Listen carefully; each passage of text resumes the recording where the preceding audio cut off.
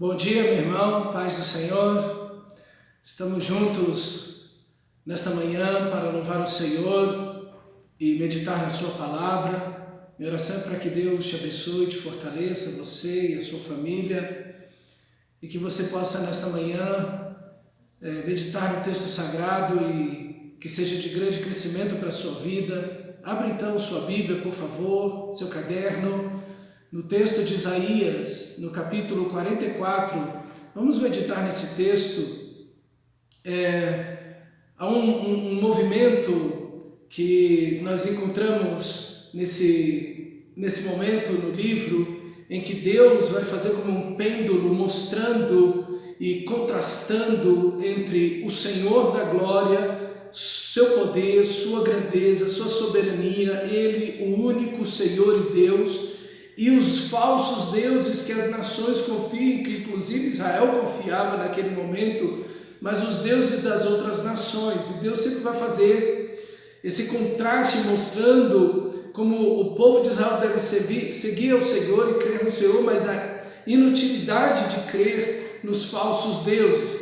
E o capítulo, então, 44 inicia-se com Deus revelando a si mesmo e revelando o seu plano e o seu grande amor por Israel. O texto vai dizer que Deus escolheu, que Deus criou, que Deus formou, que Ele ajuda, que Israel não deve ter medo, porque Deus o escolheu. Então, diante da ameaça do cativeiro, diante da ameaça da Babilônia que viria até a nação de Israel, Israel não deveria temer, porque Deus, o Senhor da glória, estava ali com sua mão poderosa, porque Deus os havia escolhido antes de criá-los, e porque os havia escolhido, então os havia criado, formado, estava ali ajudando Israel, por isso eles não deveriam temer. E novamente Deus diz, porque eu escolhi vocês. E então o texto mostra que Deus vai fazer transbordar o seu Espírito sobre o povo de Israel. No meio de toda aquela situação, Deus vai derramar o seu Espírito sobre a nação de Israel. O Espírito Santo é que nos faz pertencer ao Senhor. Eles são escolhidos, por isso eles vão receber o Espírito Santo, esse Espírito amado que capacita e lhes dá o poder de serem agradáveis a Deus, de serem aceitos a Deus, de poderem viver a vontade de Deus. Até aquele momento Israel está vivendo segundo a sua própria força, segundo o impulso do seu próprio braço. Israel está tentando obedecer a Deus de si mesmo, e a frustração vez tras vez, Israel declinando geração após geração, rei após rei, e vez ou outra existe um vislumbre ali de um rei que vai servir o Senhor, mas tudo isso mostra a queda da nação de Israel, como Israel de si mesmo não consegue obedecer a Deus e servir o Senhor. Por isso Deus diz: eu vou derramar o meu Espírito sobre vocês, e vocês vão pertencer a mim, e vocês vão ser capacitados a me obedecer, a fazer a minha vontade, a me agradar, e eles vão ser transformados pela presença, pelo poder do Espírito Santo. O povo de Deus é o único que vai viver naquele vale de morte, naquele deserto em que o mundo se encontra por causa da devastação da guerra. O povo de Israel, o povo de Deus naquele momento vai ser o único que vai ter vida em meio a tudo isso, e vai viver por causa da presença do Espírito Santo em saciedade no meio do deserto. Eles vão estar vivendo em plenitude, em contraste com aqueles que vão estar sedentos. Isso nos lembra aquele texto do livro de Efésios, no capítulo 5, versículo 18: enchei-vos do Espírito. O povo de Deus é a nação que está cheia do Espírito Santo, é o povo, é a família de Deus cheia do Espírito Santo. Quantas vezes nós vamos ver pessoas pelo vazio da alma, impulsionadas e lançando-se à destruição dos prazeres pecaminosos, mas é o Espírito Santo que sacia o coração do povo de Deus, é o Espírito Santo que faz o povo de Deus frutificar para Deus e realizar sua perfeita vontade. É a presença do Espírito Santo, é o poder do Espírito Santo que sela o seu povo, porque eles são eleitos do Senhor, então eles pertencem ao Senhor. Geralmente, e o texto aqui vai falar que aquele que pertence ao Senhor vai fazer uma marca na mão. Geralmente, quando alguém era marcado naquela época, era um sinal de juízo e destruição, era um sinal de escravidão. Mas agora, o Espírito Santo é esse selo sobre o povo de Deus. A marca do povo de Deus não é a marca da escravidão, não é a marca do juízo, mas é a marca da redenção. O Espírito Santo na vida do povo de Deus é a marca de que eles foram salvos, de que eles pertencem ao Senhor, não no sentido da escravidão, mas de terem sido libertos do cativeiro. Deus vai dizer: eu sou o Senhor, é o nome dele, o eterno, o seu caráter, a sua vontade, os seus planos. Isso é, o povo que pertence ao Senhor vai viver a realidade da vontade de Deus, do caráter de Deus, e vai se submeter a Deus por meio do Espírito Santo. É um povo guiado por Deus, é um povo que não vai mais trilhar o vale da sombra da morte, mas vai andar segundo a vontade do Senhor. E o capítulo 44, versículos 6 ao 8, Deus se revela. Ele diz: eu sou o eterno, eu sou o primeiro e o último, antes de mim nem depois de mim houve Deus. Ele é o rei, ele é o soberano, ele é o regente, ele está governando sobre o povo dele, que tem o seu Espírito. Ele é o Criador, ele cria o seu povo, mas ele também cria todas as coisas, e por criar, ele é o possuidor, ele é o dono, ele é o Senhor de todas as coisas, mas ele também é o governador da história. Ele está governando as nações, ele está governando os povos, ele põe reis, ele tira reis, mas ele termina dizendo que ele é a rocha. Eu não conheço nenhuma outra, diz o próprio texto, ele é a rocha inabalável. Deus se revela, o Rei, o soberano, o eterno, o Criador, a rocha inabalável, mas imediatamente vai haver um contraste com a idolatria. E a idolatria, irmãos, aqui nesse capítulo 44, Deus mostra a realidade do que é a idolatria. A idolatria é uma coisa que não tem uma inteligência por trás dela, é uma coisa sem razoabilidade. Não há algo inteligente ali na própria idolatria, porque Deus vai descrever como é que a idolatria funciona. Existe uma árvore no meio do bosque, alguém vai até lá, corta aquela árvore, por meio de um animal arrasta aquela árvore, aquele tronco até a sua casa. Ele chega ali, depois daquele trabalho, ele tem fome, ele tem sede, ele tem frio, parte daquela madeira ele corta, joga na fogueira, se aquece, cozinha alguma coisa, come, se sente quente, diz: puxa, eu estou quente, estou aliviado. E do resto da madeira, o que ele faz? Ele cria uma estátua em forma de uma pessoa ou de um animal, e ali então ele se prostra diante daquele pedaço de madeira e diz: me salva.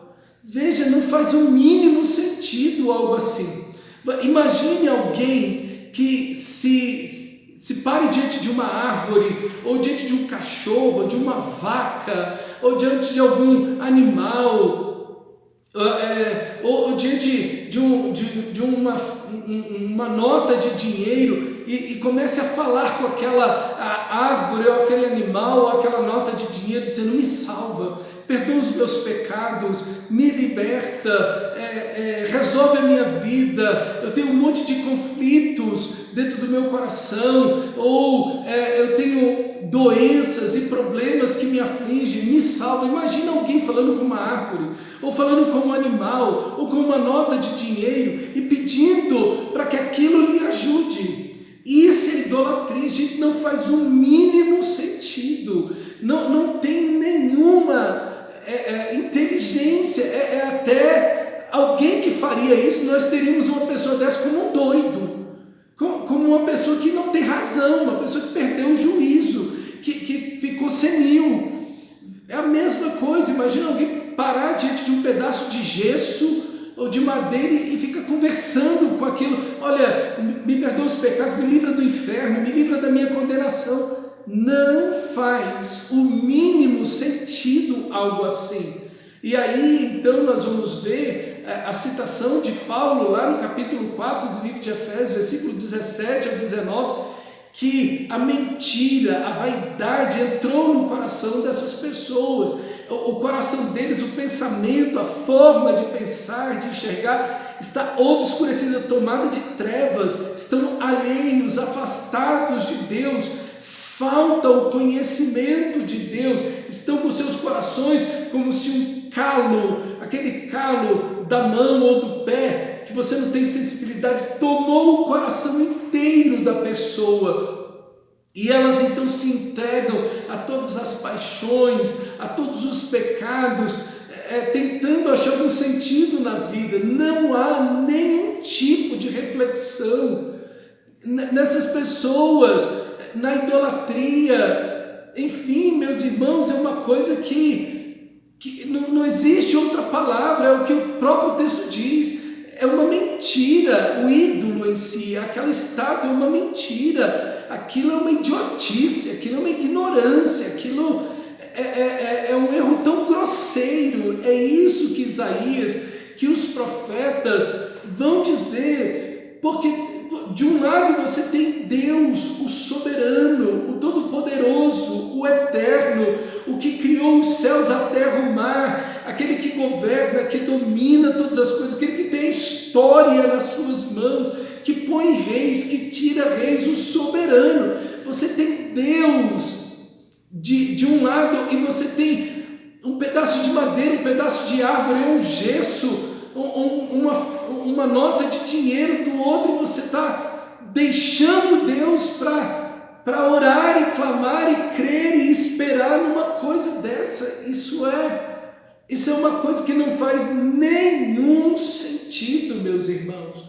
E em resposta a isso, Deus diz aos seus eleitos: eu desfaço as tuas transgressões como a neve, dos teus pecados não me lembro. Volta-te para mim, porque eu te remi, eu te comprei. Nós precisamos buscar no Senhor. A sua confiança não pode estar no dinheiro, a sua confiança não pode estar em um pedaço de madeira ou numa pessoa que é temporária, que é limitada, que tem sua finitude. Você deve confiar no Senhor. A sua esperança não pode estar no remédio, a sua esperança não pode estar em uma pessoa, no dinheiro, ou seja lá no que for. A sua confiança plena, a sua esperança plena deve estar no Senhor da glória, porque esse Deus Todo-Poderoso, vai dizer o capítulo 45, é o Deus que 250 anos antes está dizendo: eu vou levantar,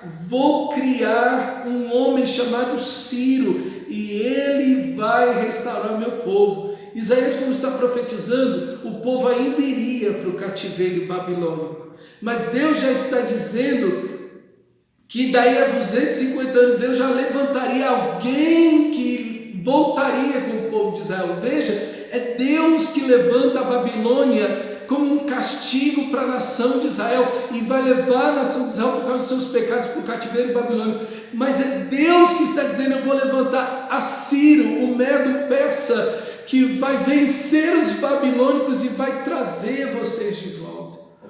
Veja que maravilha, meus irmãos, o nosso Deus. Veja como o nosso Senhor é o Deus que governa as nações, que governa os povos. O ser humano, ele quer ter o controle. O ser humano, ele quer ter a soberania sobre as coisas, sobre a história, sobre os eventos, sobre as nações, mas é Deus quem governa as nações, é Deus que está com tudo em seu poder, é Ele que tem o futuro nas suas mãos, é Ele que vai dizer quem vai governar e quem não vai governar, é Ele que tem, como vai dizer o livro de Apocalipse, o livro da história da humanidade nas mãos, selado com os 7 selos, e Ele tem poder de ter esse livro, e Ele tem o poder de desatar os selos. O desatar, o desenrolar da história e a própria história está nas mãos de Deus. Ele governa soberano tudo o que existe, não apenas as pessoas, mas o movimento das nações, o futuro das nações. Ele está governando tudo isso, e em meio a tudo isso, meus irmãos, Ele está trazendo o seu povo, Ele está redimindo o seu povo, que vem de todas essas nações. Deus fará Ciro nascer no momento que Ele quer, no momento que Ele desejar, para cumprir o seu propósito de restaurar a Israel. E aí então você vai ver no capítulo 45, versículo 9 em diante, que Deus desafia os ídolos. Ai daquele que contende com o seu Criador. O ser humano imediatamente vai dizer, mas como Deus vai determinar o nascimento de uma pessoa e determinar o futuro dessa pessoa e dizer se essa pessoa vai ou não vai fazer alguma coisa, e Deus faz o cara nascer para ele cumprir aquele propósito. E aí então Deus vai trazer uma palavra justamente sobre esse pensamento, que não é só nosso, é um pensamento também das pessoas daquela época. Ai daquele que contende com o seu Criador e não passa de um caco de barro entre outros cacos. Que é você? Que sou eu? Que são as nações? A não ser caco de barro entre outros cacos. Acaso dirá o barro que lhe forma, o que lhe dá forma? Que fazes? Ou a tua mão não tem, ou a tua obra não tem alça. Ai daquele que diz ao pai, por que geras? E a mulher, por que dá à luz? Quer dizer, o vaso está dizendo, poxa, eu não tenho uma alça, eu queria ter uma alça. Não, mas o poder não está no barro, o poder está em quem é o oleiro. O oleiro é que forma o barro. Esse argumento Paulo vai usar lá em Romanos, no capítulo 9, 10 e 11. Deus está no governo, Deus está no controle. Assim diz o Senhor, o Santo de Israel, aquele que te formou. Quereis acaso saber as coisas futuras? Quereis dar ordem acerca dos meus filhos e acerca das obras das minhas mãos?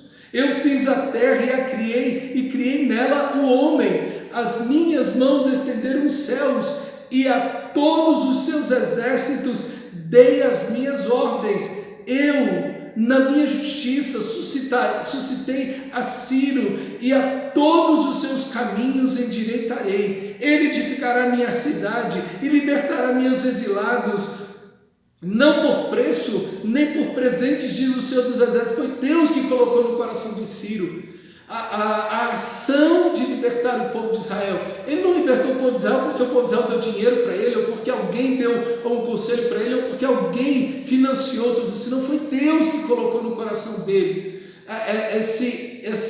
essa determinação de cumprir a própria vontade de Deus. Assim diz o Senhor: a riqueza do Egito e as mercadorias da Etiópia e os sabeus, os homens de grande estatura, passarão ao teu poder, Ciro, e serão teus. Seguir-te-ão, irão em grilhões, diante de ti se prostrarão e te farão as tuas súplicas, dizendo: só contigo está Deus, e não há outro que seja Deus verdadeiramente. E aí então diz Isaías: tu és Deus misterioso, ó Deus de Israel, ó Salvador, envergonha Sião, e serão confundidos todos eles, cairão a uma em ignomínia, em vergonha, os que fabricam ídolos. Israel, porém, será salvo pelo Senhor, com salvação eterna. Não sereis envergonhados nem confundidos em toda a eternidade, porque assim diz o Senhor que criou os céus, o Deus que formou a terra, que a fez e a estabeleceu, que não a criou para ser um caos, mas para ser habitada. Eu sou o Senhor e não há outro. A soberania de Deus, e nessa soberania, veja, Deus que fez tudo isso. É assim, meu irmão, que Deus trata a sua igreja.